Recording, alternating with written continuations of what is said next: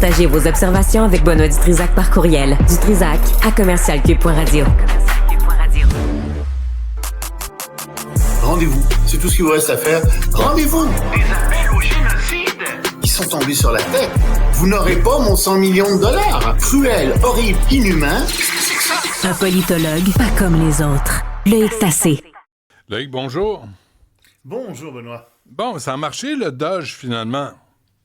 Ben écoute, il a réussi à économiser, dit-il, en faisant des coupures sauvages, quelque chose comme 160 milliards de dollars. Donc ça a marché pour ça. Oui, mais il a coupé, par exemple, parmi les services des impôts, moins d'inspecteurs, donc il y a moins d'argent qui va rentrer. Je suis pas sûr que ce soit une bonne coupure, moi. Il a coupé dans l'éducation, donc il va y avoir des diplômés de moins bonne qualité, moins, tu sais... Pas sûr que ce soit une bonne coupure non plus. En environnement, tu sais que, enfin, tu sais peut-être pas, mais l'environnement, les problèmes de pollution coûtent à un certain nombre de pays et très, très, très cher. La Chine, entre autres. Pas sûr que ce soit une bonne idée d'avoir coupé dans la surveillance de l'environnement aux États-Unis et ainsi de suite. On verra bien. Mais Musk est pas content. Il est pas content et il a critiqué le budget de Trump parce qu'il dit, bon, j'ai fait toutes ces magnifiques coupures, j'ai réussi à ramasser 160 milliards de dollars, c'est à peu près 10 fois moins que ce qu'il pensait ramasser, mais bon. Et il dit, Trump nous arrive avec un budget qui va être déficitaire, nous allons augmenter la dette des États-Unis de 3 800 milliards de dollars. C'est épouvantable. Et donc, il se range du côté des conservateurs les plus à droite, ceux qui veulent surtout pas qu'il y ait de déficit. Mais en même temps, la dette ne peut pas continuer de gonfler ad vitam aeternam. Non, mais en même temps, tu peux pas couper les plus riches de la société, leur dire on coupe vos impôts, vous aurez à payer moins d'impôts, non, puis s'imaginer que l'argent va rentrer. Là. Ah ouais, non. Ben, il faut que l'argent rentre quelque part. Moi, ce que je comprends pas, Loïc, explique-moi ça, là, il y a tout ce mouvement qui dure depuis 4, 5, 6 ans, peut-être plus, de multimilliardaires, là, des Bill Gates de ce monde qui disent ouvertement, mais revoyez les codes de l'impôt. On va payer notre juste part. Mais pour l'instant, vous ne nous demandez pas de payer notre juste part. Qu'est-ce que vous voulez qu'on fasse? C'est minoritaire. En tout cas, c'est pas un ami de Donald Trump. Non, ça, c'est clair. Parce que Donald Trump et ses amis, eux, ils veulent payer de moins en moins d'impôts. C'est la SAF. course aux 1000 milliards de dollars. C'est à qui va avoir le premier billiard de dollars. Ah oui. Ils n'ont jamais assez d'argent. Puis pour avoir plus d'argent, ben c'est bien dommage, mais il faut qu'ils prennent l'argent quelque part. Puis ça se prend dans la redistribution de l'argent. Ça veut dire que les autres en auront moins, vont être obligés de payer plus pour toutes sortes de choses. C'est ça qui arrive. C'est vrai. C'est triste, ça fait des sociétés épouvantablement polarisées, mais c'est ça que Trump nous promet. Et c'est pour ça que moi, je ne sais pas contre les impôts que j'en ai. Comme toi, ce contre quoi j'en ai, c'est la mauvaise administration de nos impôts. C'est les gaspillages qu'on fait. Tiens, en veux-tu une bonne? J'ai appris qu'au CHUM, maintenant, ils avaient embauché pour 4 millions de dollars de nouveaux cadres, mais on a coupé des infirmières, puis il n'y a plus de ménage qui se fait dans les chambres le soir et les week-ends. Alors, c'est dommage s'il y a un dégât, si quelqu'un vomit dans sa chambre, tu ne pourras pas ramasser ça. Puis c'est pas avec les Kleenex qu'on va le ramasser, semble-t-il. On va appeler des cadres qui vont descendre dans les chambres et ramasser les 4 dégâts. millions, des nouveaux cadres. 4 T'es millions sérieux, qui sont embauchés de nouveaux cadres au CHUM. Oui. Ah oui, hein? Faudrait peut-être se pencher sur ça. On coupe les infirmières. Alors, je sais pas ce qu'ils font, les nouveaux cadres, mais il semble qu'on avait absolument besoin de nouveaux cadres. Mais c'est ça le problème, tu sais. Ça c'est Santé Québec. C'est Santé Québec, ça, là. Il ne jure que par des cadres, des gestionnaires. Madame Biron a fait embaucher des nouveaux cadres pour 4 millions de dollars au CHUM. Ah oui, non, c'est extraordinaire. Bon, revenons à l'Allemagne qui va aider l'Ukraine. Alors, oui, on en avait parlé, dès que c'est arrivé, je t'ai dit, il y a quelque chose qui arrive avec Merz, le chancelier allemand qui a dit, Friedrich Merz, qui a dit, il n'y a plus de restrictions sur la portée des missiles en Russie. Les gens ont repris ça ensuite le lendemain, ils nous écoutent, c'est forcé. Et aujourd'hui, qu'est-ce qu'on apprend? On apprend que Friedrich Merz a dit, non, on va nous faire plus que ça. On va construire conjointement avec l'Ukraine des nouveaux missiles. On va ouvrir des usines de missiles en Ukraine. Puis nous-mêmes, on va ouvrir de nouvelles usines. Et ce vont être des missiles de longue portée. On parle de 700 km de portée. Mais ça, c'est Moscou et au-delà. Donc, oui, qui va payer pour ça? Tournant. L'Allemagne? Ben, les Allemands.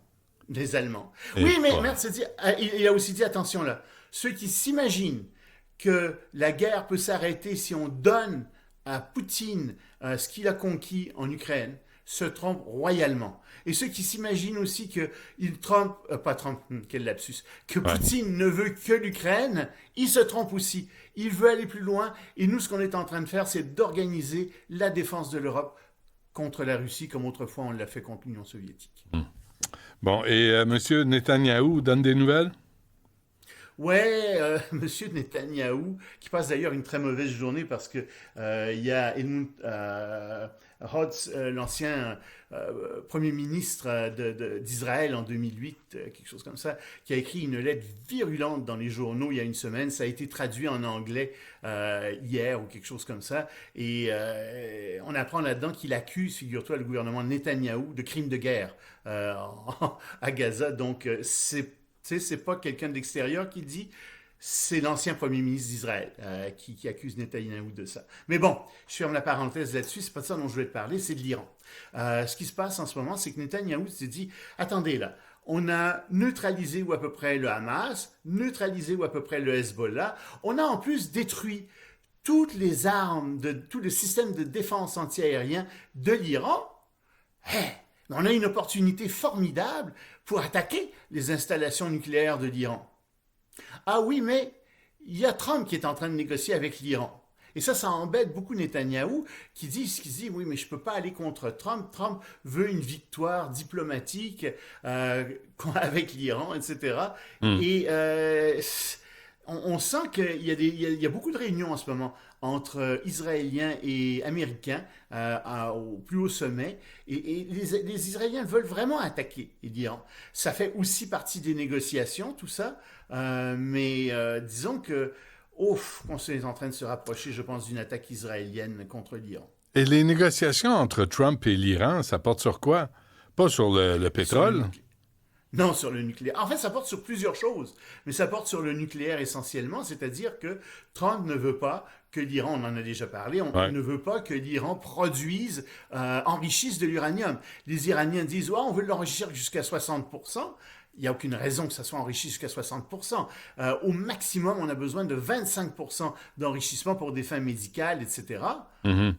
Et donc, ils disent non. Et puis Trump dit, on ne veut pas que vous l'enrichissiez du tout. On vous en vendra de l'uranium enrichi, mais pas d'enrichissement du tout. Les Iraniens disent, non, on voudrait quelque chose. Peut-être qu'ils vont ils vont s'entendre à 30% ou 40% d'enrichissement, puis tout le monde va sauver la face et ça sera très bien.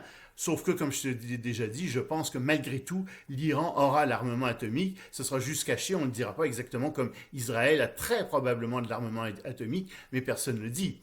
Alors, on s'en va probablement vers ça. Et en contrepartie, on va accepter le pétrole et le gaz de l'Iran. Et puis, le régime iranien va être très content parce que ça va très mal économiquement en Iran en ce moment et la population déteste le régime.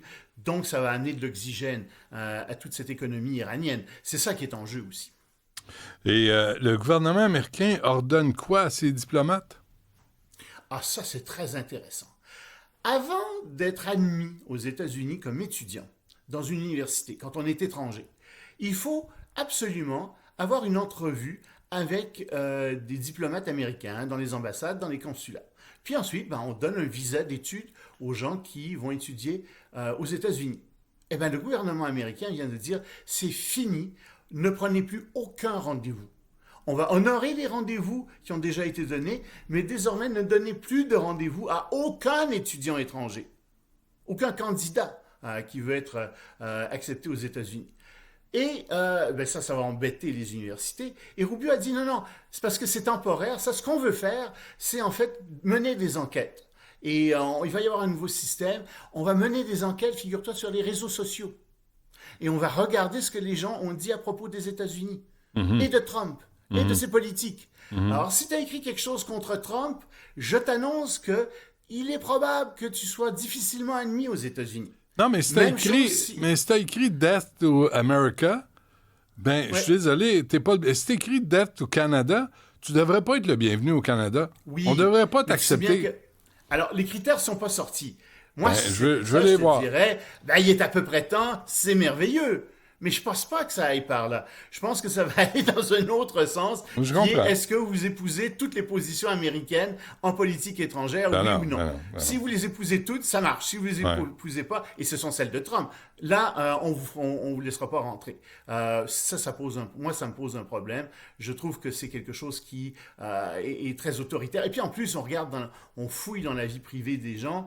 Tu sais, tu peux aussi. Tu sais, les gens écrivent des bêtises sur les réseaux sociaux aussi, relaient des choses. Tu sais, Je pense que Trump lui-même ne serait pas accepté aux États-Unis. Mais sois honnête, là. Sois honnête, là. Les entrepreneurs, les commerçants, là, ils font ça. Les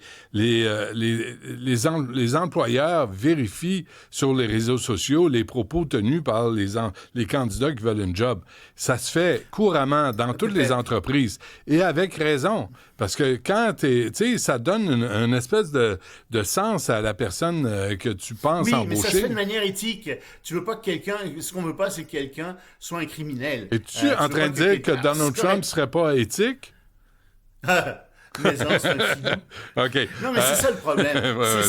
Avec quels critères? C'est ça que je te dis. Quels critères va-t-on utiliser? Tu sais, si t'écris Death to America, je suis tout à fait d'accord, t'as pas à en rentrer aux États-Unis nécessairement. Tu sais, c'est t'expliquer. Mais si c'est simplement parce que t'es pas d'accord avec la politique américaine, les politiques de Donald Trump, mais là, il y a un problème. Parce que la moitié de la population américaine n'est pas d'accord non plus avec les politiques de Donald Trump. Rapidement, là, la crypto-monnaie de Donald Trump. Ça, c'est le nouvel Eldorado de Donald. Il veut lever pour 2,5 milliards de fonds en obligations et en actions pour sa nouvelle banque de crypto-monnaies et le Bitcoin. Et donc, il va chercher à s'enrichir à travers ça. C'est devenu, dit-il, une grande partie des affaires financières de ma famille. Mais pourquoi? D'abord, ça lui permet de s'enrichir énormément. On comprend ça. Mais plus que ça, c'est que quand tu rentres dans ces réseaux de monnaie, tu sors des réseaux bancaires traditionnels. Et donc, tu peux échapper à l'impôt aussi, facilement. C'est difficilement retraçable, ça, les bitcoins. Mais ça peut s'effondrer, tu peux tout perdre aussi. Moi, je trouve ça extrêmement dangereux. Je trouve que, moi, je ne mettrais pas un sou là-dedans. Je trouve que c'est très, très dangereux. Mais lui a l'argent à mettre là-dedans. De toute façon, il demande aux autres d'investir là-dedans. Puis, ça va lui permettre aussi de recevoir des faveurs, c'est-à-dire de donner des faveurs en échange d'argent. Ça aussi, c'est un problème. Va donc trouver la trace, toi, de quelqu'un qui a donné 1 million, 10 millions, quelque chose comme ça à Trump, en échange d'une faveur très difficile à faire. Ben oui, en crypto-monnaie. Il n'y aura pas une occasion. Aussi d'imprimer de l'argent. Comme le faisaient autrefois les banques, n'ont plus le droit de faire ça. Et ça pose un problème pour l'équilibre général. Tu sais, la Banque centrale est plus capable d'équilibrer les masses monétaires qui circulent dans le pays quand tu as plein d'argent qui est créé comme ça, hors de contrôle, de manière hors de contrôle. C'est bon. Loïc Tassé, merci. À demain. À demain.